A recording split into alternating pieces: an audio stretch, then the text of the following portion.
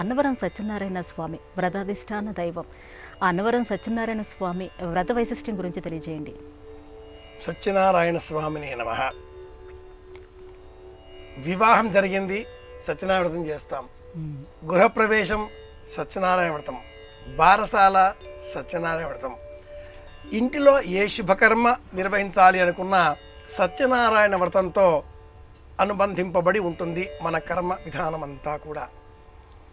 కథాం వా శృణుయాద్యస్తు పశ్యేద్యా వ్రతముత్తమం అని ఆ సత్యనారాయణ వ్రత కథలలో 5 కథలలో 169వ శ్లోకం. 170 శ్లోకాలలో ఈ 5 కథలని మనం చెప్పుకుంటూ ఉంటాం. నానారూపధరో భూత్వా సర్వేషాం ఈప్సితప్రదః, సత్యవ్రత రూపీ సనాతన అనేక పేర్లతో పిలుచుకుంటూ ఉంటాం. కథలు ప్రధానమా, ప్రసాదం ప్రధానమా, వ్రతం చేయడం ఎలా, వ్రతం అంటే ఏమిటి, వ్రత్యతే అనేనా ఇది వ్రతం అని నిర్వచనం. నియమంతో కూడుకున్నటువంటిదే వ్రతం అవుతుంది. సత్యనారాయణ వ్రతం అంటే అర్థం సత్యమే పలుకుతాను అన్న నియమంతో జీవితాన్ని గడపడం.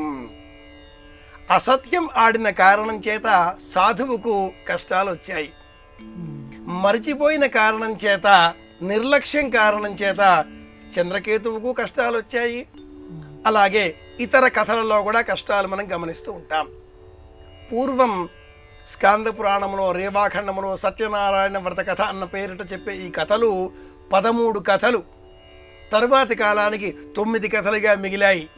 నేటి కాలానికి 5 కథలు మనం చెప్పుకుంటూ ఉన్నాం. సత్యవ్రతంలో ప్రసాదం ప్రధానం అని 5 కథలు బోధిస్తాయి. సత్యమే పలకాలి అనేటటువంటి నియమంతో సత్యనారాయణ వ్రత కథని నేను ఆచరించదలుచుకున్నాను అని సంకల్పం చేసుకొని మానసిక ప్రశాంతతతో బంధుమిత్రులను ఇంటికి రప్పించి యథాశక్తి పొడి ప్రసాదం అది ప్రధానం. అన్ని కథలలో కూడా పొడి ప్రసాదమే.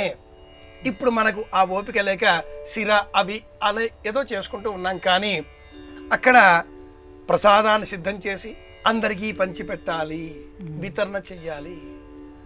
ఇది ప్రధానం. కనుక సత్యవ్రతం పౌర్ణిమ నాడు ఆచరిస్తే క్షేమం కలుగుతుంది. ఇలా పౌర్ణిమ నాడు మాత్రమే అని కాకుండా ఏకాదశ్యాం పౌర్ణిమాయాం రవి సంక్రమణేపి వా యస్మిన్ కస్మిన్ దినే మర్త్యో భక్తి శ్రద్ధ సమన్వితః కథలోనే చెప్పబడింది ఎప్పుడు చేయాలని చెప్పేసి.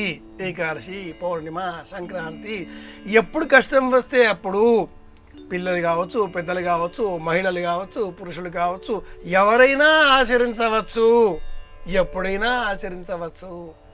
అంతటి సౌలభ్యం ఉన్న కారణం చేత ఇంటింటా సత్యవ్రతం ఇంత విస్తృతంగా పరివ్యాప్తిలోనికి వచ్చి ఉన్నది. అలాగే ఈ వైశాఖ మాసంలో సత్యవ్రతానికి మరింత ప్రత్యేకం. మోహిని ఏకాదశి అన్న నియమం పేరిట ఈ మాసంలోని శుక్లపక్ష ఏకాదశి నాడు బ్రహ్మోత్సవాలలో అంతర్భాగంగా అన్నవరంలో కళ్యాణోత్సవం, తదుపరి ఆ ఉత్సవానికి కొనసాగింపుగా కళ్యాణం అనంతరం వ్రతం చేసుకుంటాం కదా. రమా సమేత సత్యనారాయణ స్వామినే నమః అని చెప్తాం కదా. త్రిపాద అని ఆ స్వామికి పేరు. అన్నవరంలో వీర వెంకట సత్యనారాయణ స్వామి వారి స్వరూపము 3 అంతస్తులలో మనం దర్శనం చేసుకుంటూ ఉంటాం. బ్రహ్మ విష్ణు మహేశ్వర స్వరూపంగా త్రిపాద మహాచక్ర రూపంలో, మహాయంత్ర రూపంలో సత్యనారాయణ స్వామి వారిని మనం ఆరాధన చేయాలి.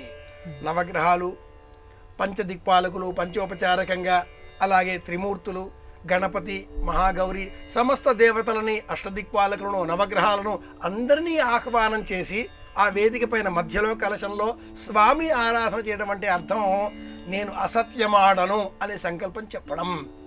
మోహిని ఏకాదశి మొదలుగా కొనసాగింపబడేటటువంటి ఈ కార్యక్రమాలలో పరమాద్భుతమైనటువంటి పౌర్ణిమ నాటి వ్రతం కనుక ఏ పౌర్ణిమలోనైనా మనం వ్రతం చేసుకోవచ్చు, స్వామి అనుగ్రహాన్ని పొందవచ్చు.